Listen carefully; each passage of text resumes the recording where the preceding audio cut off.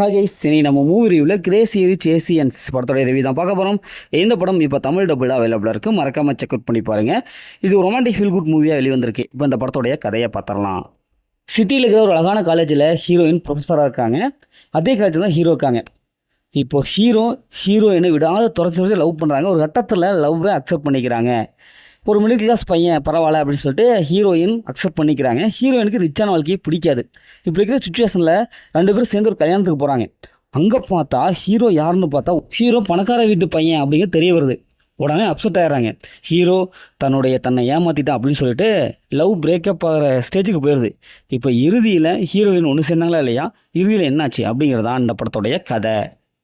படத்தோடைய பாஸ்டின்னு பார்த்தாவே ஹீரோயினுடைய அந்த கெமிஸ்ட்ரி நல்லா ஒர்க் அவுட் ஆயிருக்குங்க. 2 பேரும் அந்த லவ் சீன்ஸ், அந்த ரொமான்டிக் சீன்ஸ் எல்லாம் நல்லாவே இருக்குது. அவங்களுக்காக அந்த படத்தை பார்க்கலாம்ப்பா அப்படிங்கிற மாதிரி தான் இருக்குது. 2 பேர்த்துடைய பேர் நல்லாவே இருக்குது. இவங்க 2 பேரும் சந்திக்கிற சீன்ஸ் எல்லாம் நல்லாவே வந்திருக்கு. லவ்வாக சொல்கிறதாகட்டும், ஹீரோ துரத்தை லவ் பண்ணுறது, ஹீரோயின் அப்படி இப்படின்ட்டு ஏகப்பட்ட சீன்ஸ் 2 பேர்த்து தழுவி வர்ற சீன்ஸ் எல்லாம் செம்மையாக வந்திருக்கு.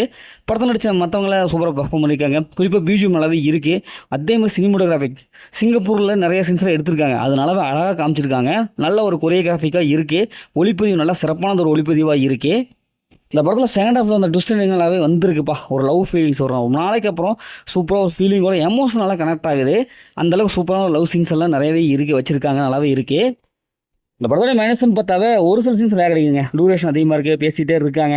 அதனால் ஒரு சில சீன்ஸ்லாம் கொஞ்சம் ட்ரிம் பண்ணி எடுத்துருக்கலாமோ அப்படிங்கிற மாதிரியே தோணுது. ஃபஸ்ட் ஆஃப் கொஞ்சம் லேக் அடிக்குது, போர் அடிக்கிற மாதிரி இருக்குது. இருந்தாலும் பெருசாக ஒன்றும் இல்லை. இது பார்த்தா ரொம்ப ஒரு உயர்தட்டு மக்கள் எப்படி இருக்கிறாங்களோ அது மாதிரி தான் காமிக்குது.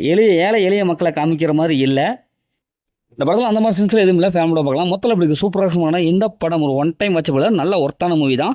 ஓகே, இதேமாதிரி அடுத்த ஒரு புதிய மூவி ரிவ்யூவில் சந்திப்போம்.